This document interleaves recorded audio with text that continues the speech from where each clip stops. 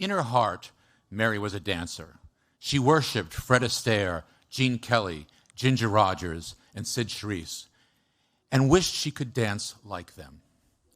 Mary had a dancer's discipline, work ethic, drive to perfection, and willingness to take risks, literal leaps of faith, with a clear understanding of what every ballerina knows, that to create something that will move people and bring audiences to their feet, your toes are going to get bloody.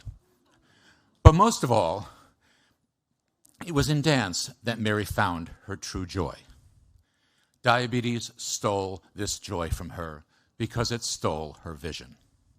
Over time, it became a great challenge for her to walk across a room and avoid obstacles, judge changes in grades, walk downstairs, or be physically active in low light, making a once fiercely independent woman unable to get around on her own, unable to read, and unable to sustain her autonomy. As international chairman of the Juvenile Diabetes Research Foundation, now called Breakthrough T1D, Mary voiced the fears and hopes of people and families affected by diabetes. She helped raise awareness of its devastating consequences and the promise of research.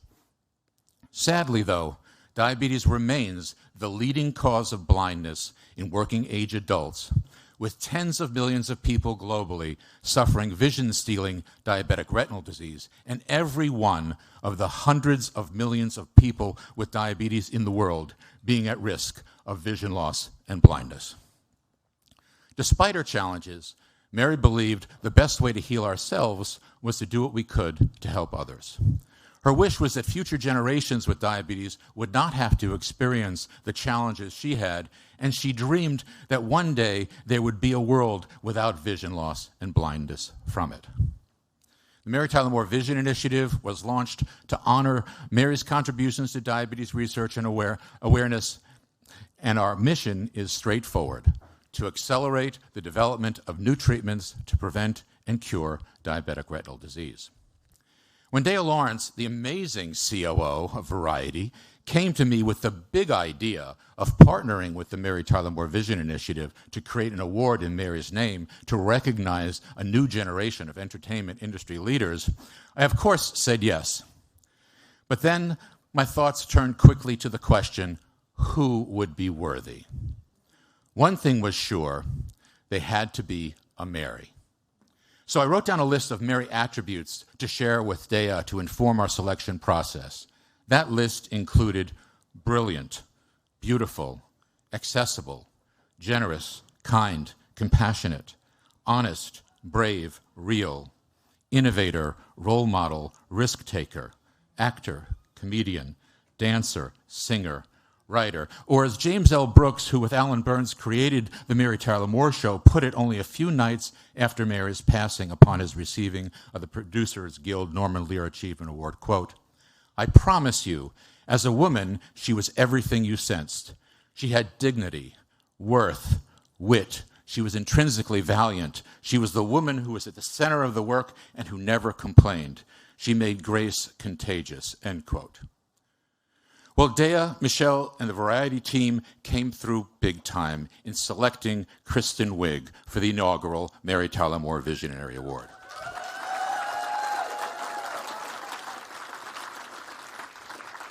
All it took for me to know that Kristen was truly the one was watching her evocative dance with Maddie Ziegler for Sia's performance of Chandelier in the 2015 Grammys, and witnessing the perfectionist detail in her brilliant Anne Margaret impersonation, the joyfulness of Target Lady, the physicality of her Gloria Swanson, Katharine Hepburn, Aunt Sue, and Gilly, and the creative genius of so many more of her other sketch characters.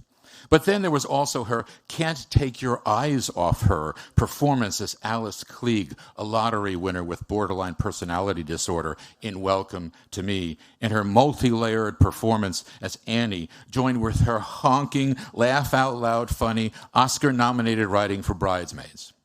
And then finally there was this quote from comedy icon and friend of Mary, Carol Burnett, about her co-star Kristen's performance in the season 1 finale of Palm Royale. Quote, The scene is one of the greatest pieces of acting I've ever seen in my life.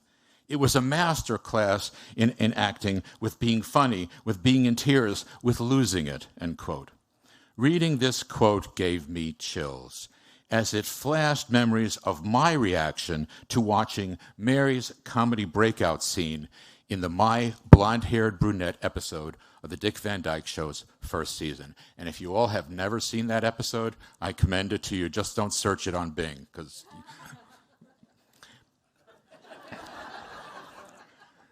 So Kristen is indeed a true Mary, a multi-hyphenate, critically acclaimed creator of moments of joy and occasions of reflection that move and make us better. Kristen also shares a creative driver with Mary, what Kristen has called, quote, the need to be a little uncomfortable, end quote. Or as Mary once put it, quote, take chances, make mistakes, that's how you grow.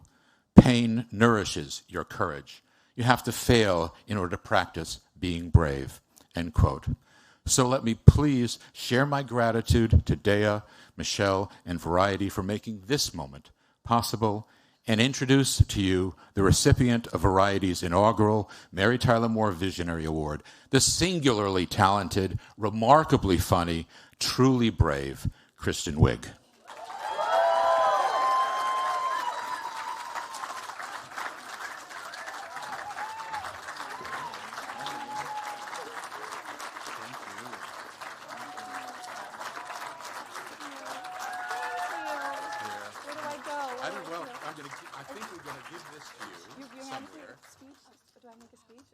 Thank you so much. Oh my gosh, I'm like a little speechless. I grew up watching Mary, and she was such an unbelievable performer in person. And, you know, this business is weird, and it can be hard to navigate, especially as a woman, especially back then. And she just did it so full of grace. And so this just means so much to me, and thank you so much for thinking of me and writing that. And I'm like really, really touched and a little speechless. So thank you so much.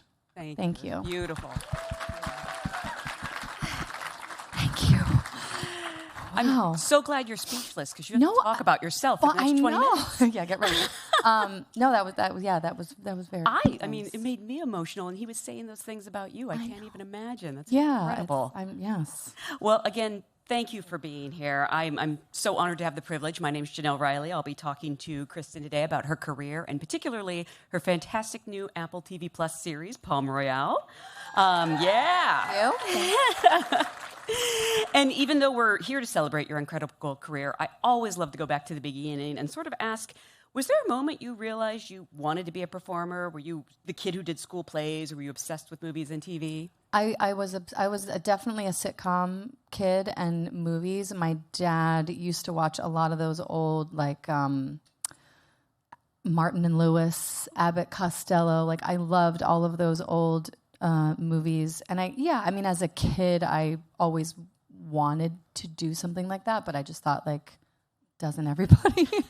And I would do little shows in my, I would use the shower curtain as, like, the curtain for, like, the play, and open it up and, like, perform in the shower. I had my clothes on. Wait, was there an audience there? Or sometimes no. Sometimes it was just for me, but there was a mirror there. I mean, I always loved performers, and I loved movies and comedy especially. But the actual decision to do it came much later in my life, because I just didn't think that was something anyone, like, from my town would do, and it just wasn't like an option. It just seemed like a very far away land, which it was and is, but I just sort of, once I got I don't even know what it was, a moment, something hit me on the head. I haven't really looked back, and yeah. What do you consider your first professional job as an actor, whether you were paid for it or not? Because that comes later, it seems. Oh, I did a Dunkin' Donuts commercial. No, product, I believe. And I played a bridesmaid, which is kind of funny. Really? Yeah, I was like in the back of a limo, and we were drinking something, the coffee from Dunkin' Donuts. I don't remember the product, but that was my very first thing, I think. Yeah. Wow. Do you remember feeling like I've made it? Or No. No, I don't even know if I said anything. I mean, I think I said like, whoa. We were in a car. But I know. I still don't. It's not something that I... Really? No. Like I don't... the Oscar nomination didn't legitimize you? You don't feel like you're here to stay for a while, maybe? I mean, I would like to stay here if you'll have me, but I don't know. I feel like because this job is so out of your comfort zone in every level that, and I've kind of said this before, but like I think the moment I feel totally comfortable with everything, then I'm done. Because I guess what I'm saying is I think there is an element of like, I don't know, just reminding myself like I'm grateful to be here and that it can go away so fast. And I don't know, I always want to feel a little bit like, I don't know, like it's dangerous or something. I don't know. That's the right word, but yeah, Well, like not super comfortable with it. I think. Yeah. That makes sense. No, absolutely. And obviously a huge turning point was Saturday Night Live, where you spent 7 seasons and earned 4 Emmy Award nominations for your work. Thank you. Thank you. I also just have to imagine that you can walk into any Target and you're like a hero. Like, I don't know if you're shopping at Target. I love a Target. I freaking love I will Target. shop at Target. I haven't been recognized in a Target. You're kidding. No, I haven't. No. I'm pretty sure these shoes are from Target, actually, now that I Well, think they're about it. beautiful. Yes. But SNL can obviously be a perilous job, even for the most talented people. Did you find your footing fairly quickly, or what helped you to excel there? Finding your footing there is a weird thing because kind of like what I was just talking about, that's one of those places that you never really feel like, oh yeah, I got it, I figured it out.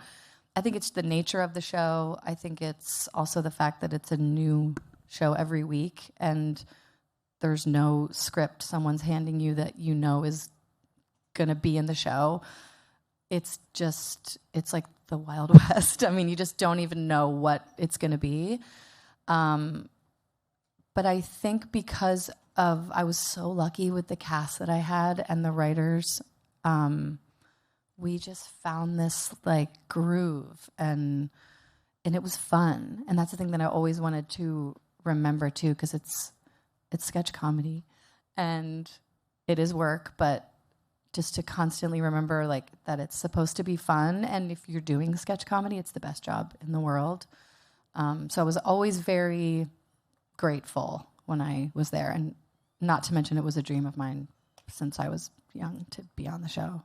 I mean, one of the things I think would be hardest about being on Saturday Night Live is not laughing or breaking during a scene. You were pretty good at almost never doing it. Did you ever lose it? I did, yes. Someone said yes. They remember. They've got dates. I tried really hard. I didn't a lot. Also, just because I know me and I can't recover. Yeah. Like once I'm out, I'm like I won't be able to talk. I'm just like the crew will be like, oh, come on. But there was an update thing that I did with Fred, a Garth and Cat, where we would kind of like, I didn't know what he was going to say, and I just laughed every single time, and we just kind of went with it. It's like, well, we're just going to laugh. And the audience loved it, I'm sure. Yeah. From there, you started branching into all kinds of roles. While you tend to be most associated with comedy, from the start, you really diversified, and you took on different projects. I'm thinking of, indies like the Skeleton Twins, or really thoughtful dramas like, Skeleton Twins. Thank you. That's one of my favorite. But also Diary of a Teenage Girl, All Good Things. Did you encounter any resistance in pursuing these smaller, darker projects, or were you worried about typecasting? I don't know if resistance is. I mean, I don't think. I mean, people know you how they know you, and I think, when you're casting, you make a list. And I don't know if I was necessarily on certain lists for maybe more dramatic things just simply because of my background. And there wasn't like a very intentional, now I want to do this sort of thing. I just always, I don't know, I read something and I just get a feeling of like, this is something that I'm supposed to do. And I did want to do dramatic stuff, but I wanted it to be the right thing with the right people. And like Skeleton Twins, that was something with Bill, who was like my brother, and the fact that we got to do that together, and there was some emotional scenes in there that helped. But yeah, I don't know. I don't really have a plan. I don't have a plan. Yeah. By the way, I just saw a Skeleton Twins Halloween costume last year.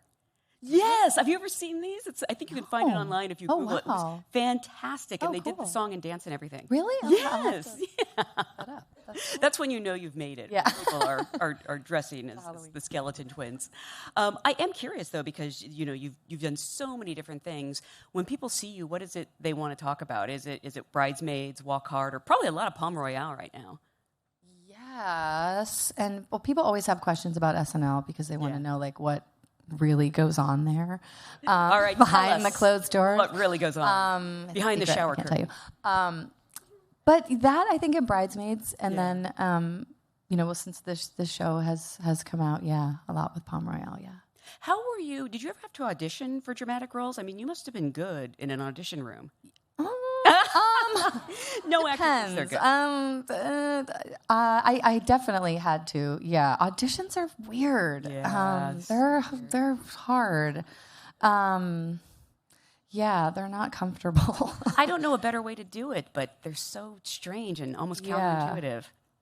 Yeah, and now being on the other side of it, it's like I just feel like I want to when people put themselves on tape for things, and it's a weird process.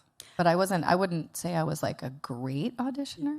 You must have been pretty good. I mean, I was okay at some, I guess, because I got some things. But yeah, it's just a weird thing. I mean, speaking of comedy and drama, this brings us to Palm Royale because it is so fresh and funny, but it's also like this gripping series. I'm on edge. Your character, Maxine Delacour Simmons, is struggling to fit in with high society in 1969 Palm Beach, Florida. It's such a wealth of possibilities with this character. How did the project find its way to you, and what interested you in coming on board, not just as an actor but an EP? Well, the people, first of all, and Laura Dern reaching out. You don't say no to that. She and I mean, I've been obviously a fan of hers my whole life, and we've been wanting to work together. She introduced me to the project, and I met everyone involved and read the pilot that Abe Sylvia wrote, and it was so good. And there was something about the character that I liked, that she was comedic, but the show wasn't overly comedic, if that makes sense. Oh, yeah. And she's kind of out there, which I tend to like to do. And it was just something I've never done before. And again, the people involved and the writing was so good. And then when we started getting the cast that we were getting, it was, a dream job, really. Yeah. I would just steal all the costumes because they are fantastic. I don't know how you don't walk away with all those. Because I can't steal anything. I asked for a couple things, but... And they said no? Well, a couple things, yeah. Well, if they're like original thing, Yeah. But, and where would I wear? It'd be weird if I wore them out and I wore them on the show. Like, and I'd be like, we get it. You wore that on the show. So I wouldn't be able to really wear like my costumes anywhere. Before we go any further, I want to actually take a look at a clip from the show. And this might be one of the scenes Carol was talking about, because this is where Maxine is kind of seems to finally be fitting in, but it comes at a huge personal cost from the final episode of the season. Now you may be asking yourselves, well, if she really feels that way, why doesn't she just end it all? Oh, no, not me. I'm not ready for my final disappointment. But as I stand here in front of you, I know when I breathe that last breath,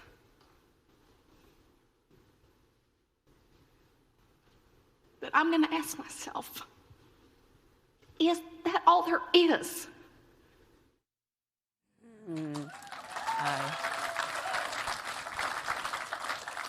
Did you at least steal the crown? That was. It wasn't real. I don't know. I think I saw it in your purse back there. So.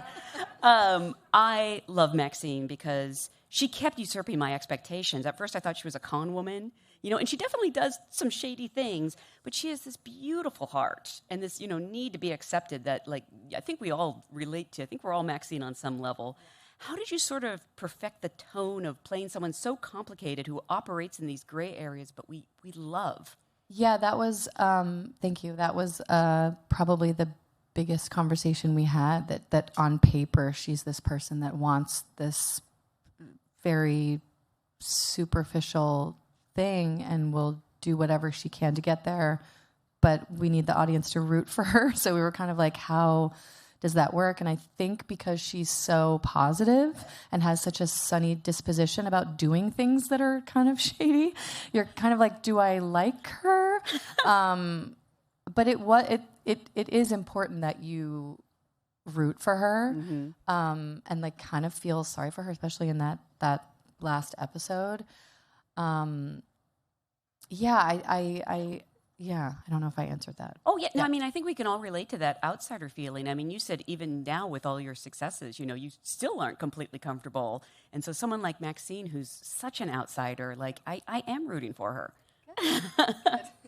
And this cast is amazing. I mean, you have Oscar winners like Laura Dern and Allison Janney. And I know you've worked with so many amazing people in your career, but do you ever have moments where you're like, that's Carol Burnett? Constantly. All the time. All the time.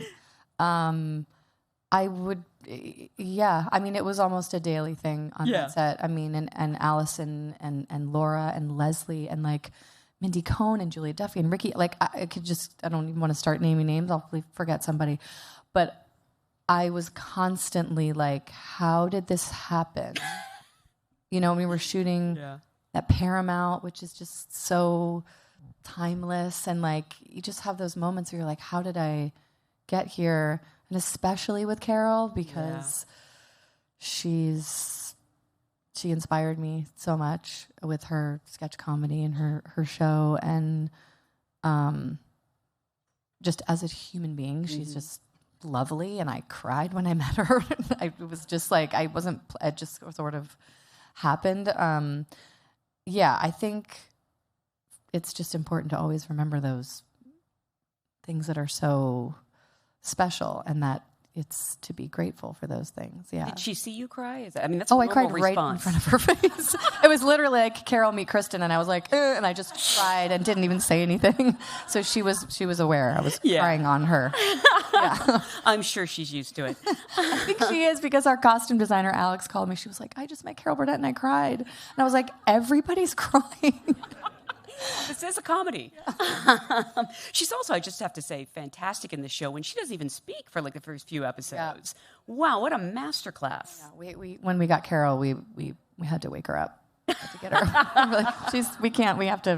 We have to get her talking. You also do a lot of producing as well. Is that a way to advocate for yourself and others? What do you sort of feel your responsibilities are when you're on a show as an actor and a producer? I think it's really to advocate for the final product and the creative process and casting, especially. And I just love being part of the making of it and like getting a group of people together to like put on a show. It's like there's something that I love. I love collaborating with other people and learning from other people, and especially on this show, it was like the biggest thing I've ever, produced. And we also had so many other amazing producers. I just love being a part of its creation all the way through, from, figuring out who's in the show to, billboards. It's like, it's, oh, you I love billboards? Huh? Did you have say in the billboards? Well, I had, yeah. Yeah. I mean, kind of. Yeah, I mean, they showed them to us and said, "Are these okay?" That's having a say. And we tweaked some things, but but I mean, Apple has been so not even hands off, because they're very hands on, but like as far as the creative, they are just really listening, and they've been so amazing to work with. Yeah. So yes. Speaking of this show just looks fantastic. And when you step onto that set and you put on those costumes and that wig and you look around at the production design, how much does it help you as an actor to like really lock into this character? Oh, it's everything. Yeah. The wig especially, and the spray tan that I had on my body for 8 months. It wasn't the same. I mean, I had to continuously spray tan. But yeah, I mean, I think that's also just from Groundlings and SNL, like putting the costume on and everything helps so much. But then like the sets and seeing other people's costumes, like I couldn't wait for like the other actors to come on, and you'd always have like 5 minutes of everyone just like looking at each other's outfits and this. I mean, John Carlos, our production designer, and his team. I mean, I couldn't, and he worked so closely with Alex Freeberg, our costume designer, making sure colors and backgrounds and down to like the color of fish in a fish tank to like, it was just, I've never seen anything like it. And when they built the set for the beach ball, we were shooting on another stage and we just kept taking like golf cart rides over there, like just to like check it out. Like, have you seen the set? Have you seen it? And it was just so, the table, like all the little like gold, like seashells holding I mean, it was just, I'm going on a tangent now, but like it was just like the most incredible sets I've ever worked on. Beautiful. Did you steal anything from the set? No, I don't steal. Occasionally I'll ask, but I can't swipe. And they said no. I can't believe they said no to you. It's okay. Well, I can't wait to see what's next for this character. I Thank think you. I love this show so much. You're so so fantastic in it. I want to thank you so much for being here. I want to thank you all for being a great audience. Thank you very much.